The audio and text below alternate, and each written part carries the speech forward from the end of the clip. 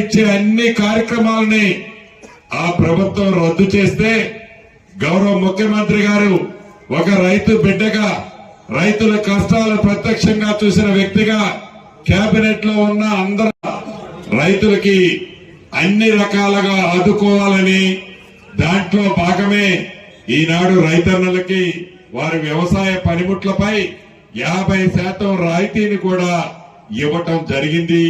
దాంట్లో భాగం మొదటి విడతగా ఈ మహబూబాబాద్ జిల్లాకి సుమారు 3,16,00,000 రూపాయల సబ్సిడీ కింద మొదటి విడత ఇవ్వటం జరిగింది.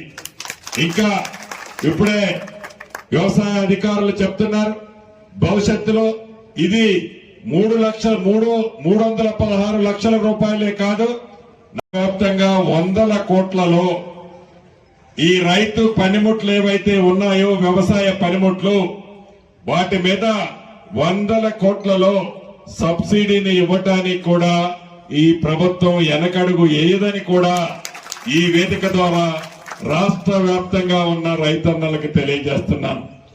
ఈ ప్రభుత్వానికి బేసిజాలు లేవు, ఈ ప్రభుత్వానికి కక్ష సాధింపు చర్యలు అంతగా లేవు. ఈ ప్రభుత్వానికి ఉన్నదల్లా ప్రజలు చల్లగా ఉండాలి, పేదోడికి సంక్షేమ కార్యక్రమాలు అందించాలి. ఆ సంక్షేమ కార్యక్రమాలు భాగమే 200 యూనిట్లు ఉచిత కరెంటు పేదవాడి ఇంటికి ఇచ్చే కార్యక్రమం కానీ, సన్న బియ్యము పేద ఇంటి ఆడబిడ్డ తినే కార్యక్రమం కానీ, ఆడబిడ్డకి రేషన్ కార్డులు ఇచ్చే కార్యక్రమం కానీ, ఆత్మ గౌరవానికి చిహ్నంగా ఉండే 5 లక్షల రూపాయలతో ఒక్కసారి ఇచ్చి ఇందిరమ్మ ఇళ్లు అయిపోయిందని చెప్పాం. రేపు ఏప్రిల్లో 2వ విడత ఇస్తున్నాం.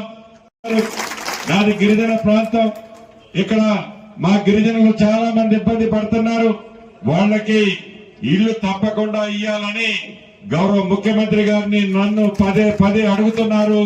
2వ విడత రేపు ఏప్రిల్లో ఇస్తున్నాం. అది 2వ విడత కాకుండా 3